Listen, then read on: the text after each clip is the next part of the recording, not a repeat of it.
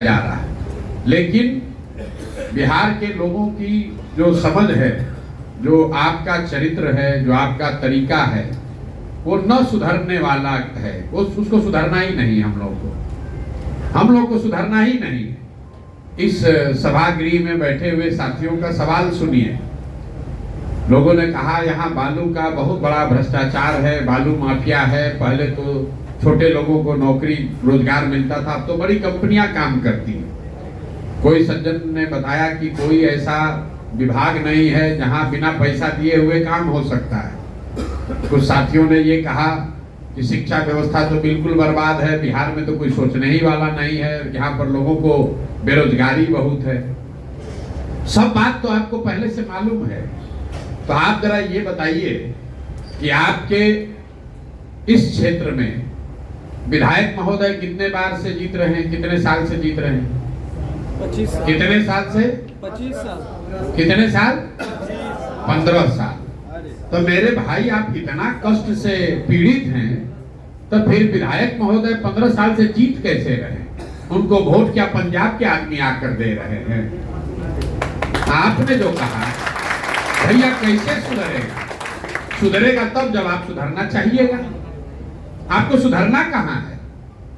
बिहार के आदमी को सुधरना नहीं है, 5 वर्ष बैठ के बकैती करना है। बिहार में लोगों को बकैती करना है। सुबह से शाम तक लोगों के पास पढ़ाई नहीं है, रोजगार नहीं है, नौकरी नहीं है, व्यापार नहीं है।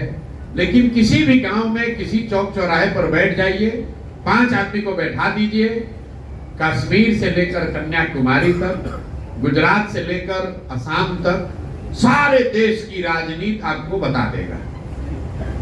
हम गांव में चलते हैं, देखते हैं, लोग ऐसे मिलते हैं, कहता है भैया गाजा और इजराइल में जो लड़ाई चल रहा है उसका क्या परिणाम निकलेगा? गांव में बैठ के उसको चिंता है कि गाजा और इजराइल में जो लड़ाई चल रहा है, भैया गाजा का क्या होगा? डोनाल्ड ट्रंप ले लेगा क्या गाजा?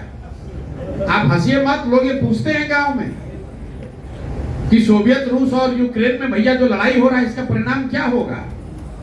ये बिहार के लोगों की काम करने की, उनके जीवन की शैली है। अच्छाई भी है और इसमें बहुत बड़ी बुराई भी है। अच्छाई ये है कि इस मिट्टी में ये ताकत है। जैसे गुजरात के लोगों को बिजनेस व्यापार की समझ है, वैसे बिहार यूपी के लड़कों को राजनीति की समझ है। लेकिन इस समझ का इस्तेमाल कीजिएगा तब तो कुछ होगा। 5 वर्ष बढ़िया बढ़िया बात करते हैं, और जिस दिन चुनाव होगा उस दिन जात दिखेगा कि अपना जात का कौन नेता खड़ा है। उस दिन ना आपको ब्लॉक में भ्रष्टाचार दिखेगा, ना थाने में कोई गलती दिखेगी, ना आपको सड़क और शिक्षा में कोई कमी दिखेगी। और अगर दिखती तो आप 15 साल से एक ही आदमी को कैसे जिता रहे हैं? लोग जब निरुत्तर हो जाते हैं, कहते हैं हमारे पास तो भैया विकल्प नहीं है। क्या करें? जानते तो हैं कि ये खराब है, लेकिन लालू जी को तो नहीं दे सकते। उस समय तो अपहरण रंगदारी बहुत था, कम से कम उससे जान तो बचा हुआ है। मेरे भाई, जितने लोग कहते हैं कि हमारे पास विकल्प नहीं है, जरा ईवीएम पर जाकर देखिए कि वहां पर नोटा लिखा हुआ है कि नहीं है। नोटा क्यों लिखा गया है? नोटा का प्रावधान क्यों किया गया है? आपके जैसे लोगों के लिए किया गया कि अगर जितने प्रत्याशी खड़े हैं कोई ठीक नहीं है तो नोटा दबाओ। आप कहते हैं कि नोटा दबाएंगे तो वोट बर्बाद हो जाएगा। बिल्कुल नहीं बर्बाद होगा। अगर आपने नोटा दबाया होता, अगर आपने नोटा दबाया होता, सबसे ज्यादा वोट नोटा को मिलता, तो यहाँ फिर से चुनाव होता। अपने आप प्रत्याशी बदल गए होते, आपको नए विकल्प मिलते। आपको तो देना नहीं है। कोई आदमी अच्छा खड़ा हो जाए तो पूरे बिहार में, और खासकर ये जो पूरा टाल एरिया है, कोई अच्छा आदमी खड़ा हो जाए तो लोग अपने घरों में, दुकान में, ऑफिस में बैठ के हंसता है कि अरे आदमी तो अच्छा है, लेकिन चलेंगे नहीं। मोकामा बाढ़ बढ़ैया में तो मजबूत आदमी चाहिए। कोई अच्छा आदमी खड़ा होता है तो उस पर आप हंसते हैं, अरे चली हम बिहार में ना चली हम, मोकामा में तो आदमी चाहिए मजबूत। तो भैया, जब आदमी चाहिए मजबूत, तो भी मजबूत जब जीत कर आएगा तो आपके लड़के से घोड़ा दौड़ाएगा, आपको किताब आपके बच्चों को नहीं पकड़ाएगा। आप गलत चुनिएगा तो गलत ही पाइएगा। आप चुनिएगा गुंडा बदमाश और सोचिएगा कि हमारा व्यवस्था अच्छा हो जाए, ये नहीं हो सकता है। ना पहले हुआ है ना आगे होगा। जो चीज के लिए आप लोग वोट दे रहे हैं वो चीज तो मिल रही है। आज तो अभी हम पहली बार आए हैं यहाँ, लेकिन जहां पर भी हम गए हैं हम अपने सभाओं की शुरुआत ही 2 सवाल से करते हैं कि भाई बताओ और कुछ हो या नहीं, पढ़ाई और रोजगार होना चाहिए कि नहीं होना चाहिए।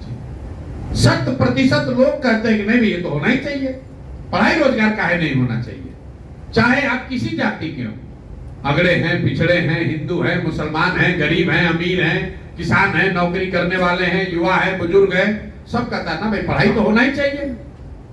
उसको पता नहीं कि तो अगला सवाल क्या है। फिर उससे पूछते हैं भाई अच्छा अपना अपना बच्चा के सर पर हाथ रख के बोलो कि कभी जीवन में पढ़ाई रोजगार के लिए वोट दिए हो। आज तक 5000 गांव में एक भी आदमी नहीं कहा कि पढ़ाई रोजगार के लिए वोट दिए। तो जब पढ़ाई रोजगार के लिए वोटे नहीं दे रहे हो तो काहे इतना लंबा लंबा प्रपंच गा रहे हैं? ए भैया पढ़ाई सुधरना चाहिए। काहे सुधरना चाहिए? वोट दिए थे राम मंदिर बनाने के लिए, मंदिर बन गया। वोट दिए आप यहाँ पर 5 किलो अनाज के लिए, अनाज मिल रहा है। वोट दिए शौचालय के लिए तो शौचालय में कितनों लूटपाट हुआ है, शौचालय का पैसा आया ही है। वोट दिए सिलेंडर के लिए तो सिलेंडर बटा है।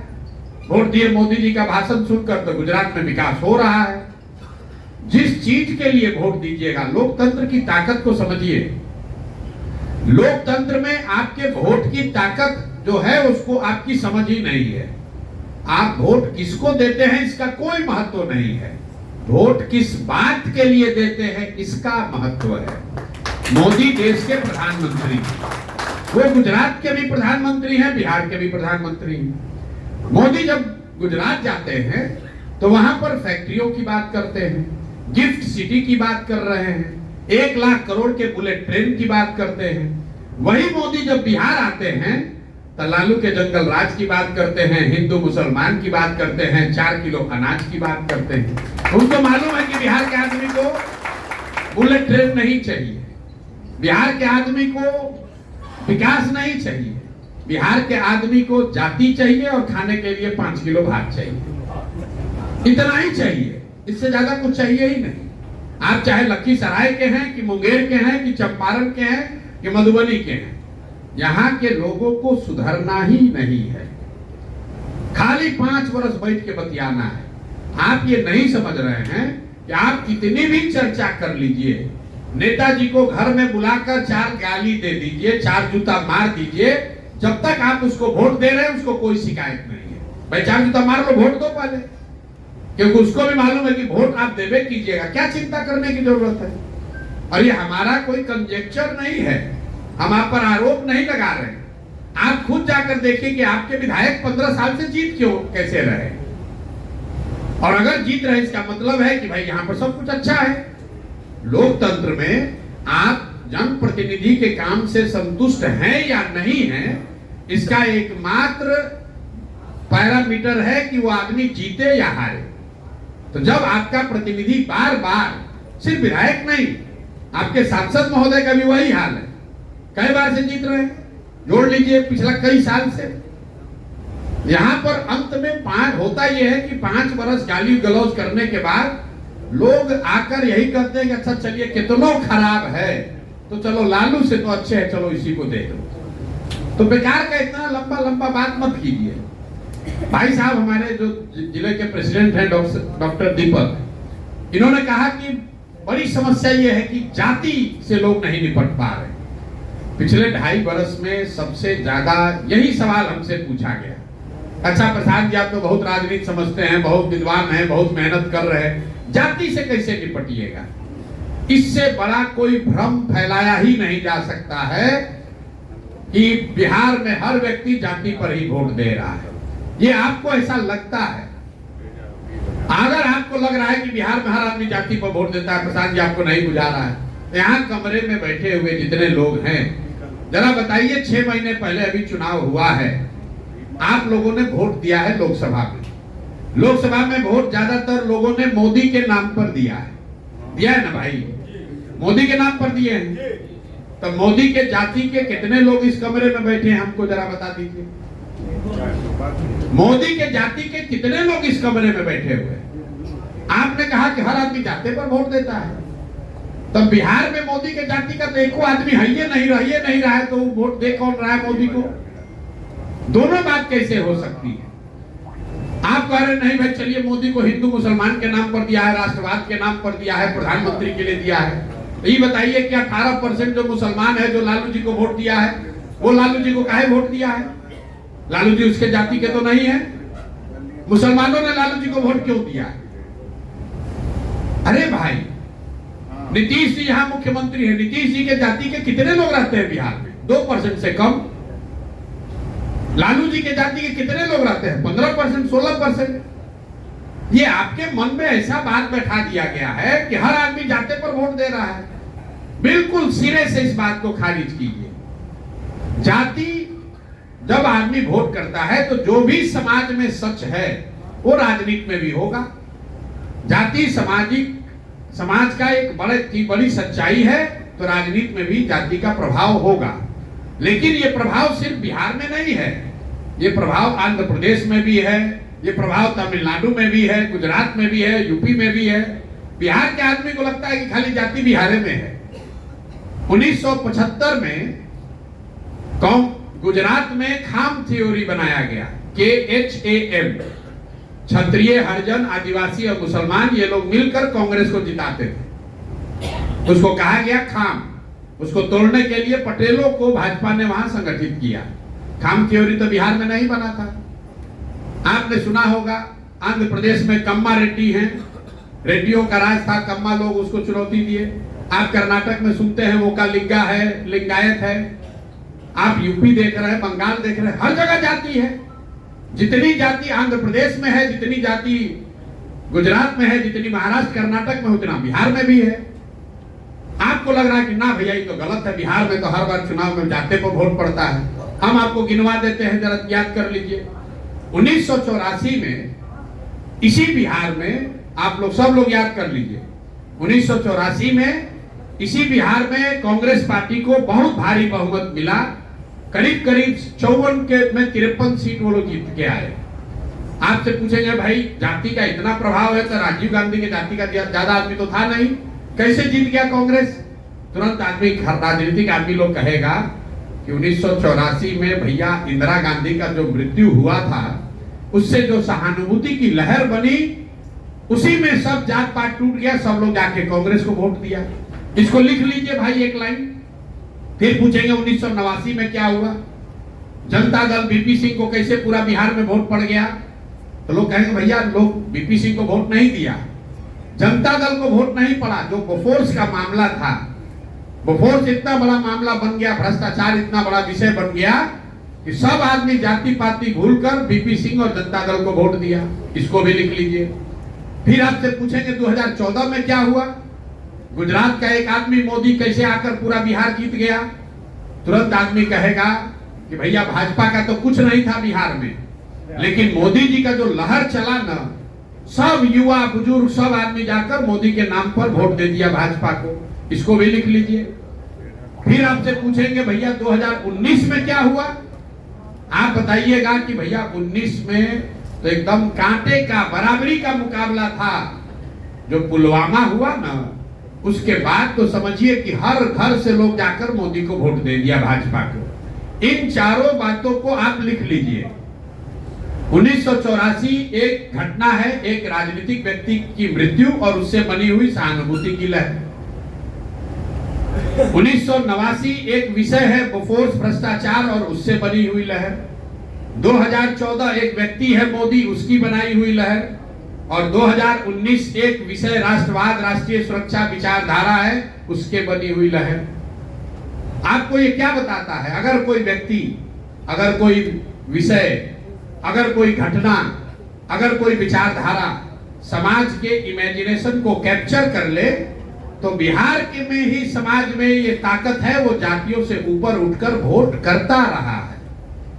ये आगे करेगा कि नहीं छोड़ दीजिए, करता रहा है, ये प्रमाण है। अब आपको फिर क्यों लगता है कि जाति पर वोट पड़ता है?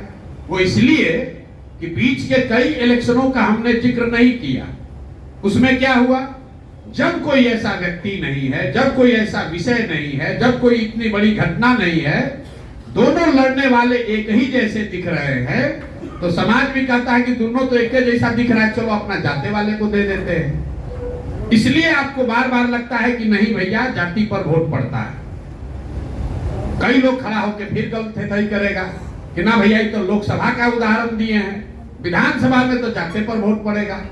आप विधानसभा का उदाहरण देख लीजिए। 2010 में इसी बिहार में नीतीश और भाजपा एक साथ चुनाव लड़े। सामने से लालू जी, कांग्रेस और रामविलास पासवान एक साथ चुनाव लड़ रहे थे। नीतीश जी और भाजपा के साथ उस समय नरेंद्र मोदी की इतनी ताकत नहीं थी, और तब लालू आज के मुकाबले कांग्रेस, लालू और रामविलास ज्यादा ताकतवर थे। इसके बावजूद एनडीए को, नीतीश और भाजपा के गठबंधन को 206 सीट मिला। आज वही 2020 में वही गठबंधन चुनाव लड़ा। इस बार नीतीश और भाजपा के साथ नरेंद्र मोदी की ताकत भी रही। लालू पहले से कमजोर हुए हैं, कांग्रेस भी कमजोर हुई है, और रामविलास पासवान जी तो उस गठबंधन में थे ही नहीं। इसके बावजूद उसी गठबंधन को 115 सीट आने में दम निकल गया। क्या हुआ? नीतीश और एनडीए के समीकरण के लोग बिहार छोड़कर चले गए? नहीं, ये 206 सीट इसलिए आया था कि बिहार में करीब करीब हर व्यक्ति ये मानता है कि नीतीश कुमार अपने पहले टर्म में 2005 से लेकर 9 में कुछ काम करते हुए, सुधार करते हुए दिखे थे। तो काम का प्रभाव भी था और समीकरण भी था, तो मिलाकर 206 सीट जीते। और जब 2020 में खाली जातीय समीकरण पर गए तो 115 सीट नहीं मिला। लोकसभा और विधानसभा को छोड़िए, अब नीचे आ जाइए पंचायतों में। पिछले चुनाव में 82% मुखिया चुनाव हारा है, सिटिंग मुखिया 82% चुनाव लोग हारे हैं, और 90% से ज्यादा वार्ड सदस्य लोग चुनाव हारे हैं। आप अपने अपने पंचायत में देख लीजिएगा। शायद ही कोई मुखिया 10 में 1 या 2 आदमी रिपीट हुआ है।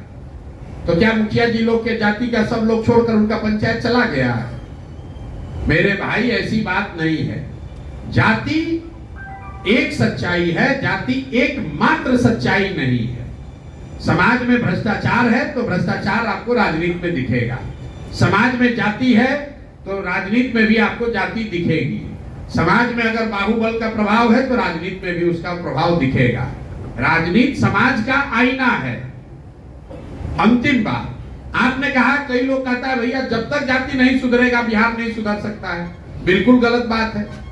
जब आप राजनीति के जरिए समाज का अगुवाई करना चाहते हैं तो आपके पास ये विकल्प नहीं है कि समाज में सब अच्छा हो जाए तब आप राजनीति करने आइएगा। भैया समाज में जाति ना रहे, पैसे का बोलबाला ना रहे, सब कुछ अच्छा हो जाए तब हम राजनीति में आएंगे।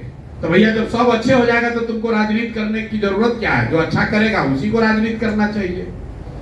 और अगर आप सोचिएगा कि जाति न रहे तब राजनीति करने आएंगे तो ना जाति कभी खत्म होगा ना कभी आप राजनीति करने आइएगा। जो समाज की अच्छाई या बुराई है उसके रहते हुए ही उसका नेतृत्व करना है, उसी का नाम राजनीति है। अगर वो आप नहीं कर सकते हैं तो आपके बस का ये चीज नहीं है कि सब सुधर जाएगा तब हम जगेंगे। गांधी जी जब आए होंगे तो जाति नहीं था देश में, तब छुआछूत तो आज से ज्यादा रहा होगा। ये गलत बात मत सोचिए। दूसरी बात, कोई कह रहा है अरे भाई यहाँ पर तो बहुत भ्रष्टाचार है। भ्रष्टाचार इसलिए है कि यहाँ पर पंचायती राज से जुड़े हुए कई साथी बैठे हुए। भाई साहब एक हमारे दल से जुड़े हुए कह रहे हम प्रमुख भी रहे, मुखिया भी रहे। आप जरा देखिए, जब प्रमुखी का चुनाव हो रहा है, कौन ऐसा बीडीसी है जो नेपाल में 2 महीना छुट्टी मनाने के लिए पैसा नहीं मांग रहा है? 2 लाख 3। जब एक प्रमुख जीतने के लिए 2 करोड़ रुपया खर्च कीजिएगा तो चोरी नहीं कीजिएगा तो गेहूं बेच के पैसा लाइएगा। हम लोग गांव में जाते हैं, लोग कहते हैं भैया मुखिया बड़ा चोरी कर रहा है। हम बात सुनते हैं, क्या कर रहा है मुखिया भाई? कह रहा है भैया राशन कार्ड में पैसा ले रहा है, इंदिरा आवास में पैसा ले रहा है। भाई साहब एकदम उद्वेलित होकर बोले, इंदिरा आवास में पैसा लिया जा रहा है, रोड में भ्रष्टाचार हो रहा है। बताइए, जितने लोग चुनाव लड़े हैं, जब मुखिया का चुनाव हुआ तो 500-500 रुपया लेकर वोट बेचे आप, मुर्गा भात खाकर जात के नाम पर वोट दिए आप, हिंदू को पाउस पर वोट का सौदा किए आप। तो आपका मुखिया विधायक चोर नहीं होगा तो हरिश्चंद्र होगा। वो कहां से लाएगा पैसा भाई? भ्रष्टाचार तब रुकेगा जब आप भ्रष्टाचार नहीं कीजिएगा। बिहार में आदमी सोच रहा है, सब आदमी सोच रहा है कि हम लूट के अपना घर भर लें और बाकी सब ईमानदार हो जाए। हमारा लड़का बढ़िया मजाक करता रहे, दूसरे के घर में भगत सिंह पैदा हो जाए। ये नहीं हो सकता है रे भाई। आप चोरी करोगे तो आपका नेता ईमानदार नहीं होगा। आप 500 रुपया लेकर वोट बेचिएगा या जात के नाम पर मुफ्त में वोट दीजिएगा तो आपका नेतृत्व अच्छा नहीं मिल सकता है, कभी नहीं मिलेगा। वो जन सुराज के नाम पर आए या किसी दूसरे दल के नाम पर आए, जन सुराज में भी अगर कोई 2 करोड़ रुपया खर्च करके जीतेगा वो भी चोरी करेगा, कैसे रुक जाएगा? आप कह रहे प्रशांत किशोर के पास कोई जादू का छड़ी है? नहीं सुधर सकता है। जब तक समाज नहीं सुधरेगा तब तक कोई इसको नहीं सुधार सकता है, चाहे 1 प्रशांत किशोर आए कि 10 प्रशांत किशोर आ जाए। आप कह रहे भैया बताइए आप कैसे भ्रष्टाचार रोकिएगा? बिल्कुल नहीं रुकेगा। कैसे रुकेगा भ्रष्टाचार? आप बताइए। जब लोग ही पैसा लेकर वोट देंगे तो भ्रष्टाचार रुकेगा कैसे? दुनिया में जितने देश हुए जिन्होंने भ्रष्टाचार पर अंकुश लगाया, खत्म तो शायद कहीं नहीं हुआ है, लेकिन दुनिया में जो देश हैं जिन्होंने भ्रष्टाचार पर अंकुश लगाया है उन देशों का जाकर अध्ययन कीजिए। स्कैंडिनेवियन कंट्री जो हैं दुनिया में, वहां भ्रष्टाचार सबसे कम है। फिनलैंड में, स्वीडन में, डेनमार्क में, उन देशों में भ्रष्टाचार सबसे कम है। कैसे उन्होंने कम किया? उन्होंने 4 बातें करी। पहली बात, उन्होंने ईमानदार जनप्रतिनिधियों का चुनाव किया है। ईमानदार जनप्रतिनिधि, किसी के माथा पर तो लिखा नहीं है कि कौन ईमानदार है कौन चोर है। ईमानदारी तब आएगी जब अपने जनप्रतिनिधि को आप अकाउंटेबल बनाइएगा कि भैया तुम चोरी करोगे, तुम गलत करोगे, काम नहीं करोगे तो अगली बार तुमको हरा देंगे। तो धीरे धीरे लोग सुधरने लगते हैं। जैसे मान लीजिए बिहार में ही नल जल में लूट हुआ तो जितना वार्ड सदस्य लोग लड़े थे सब चुनाव हार गए।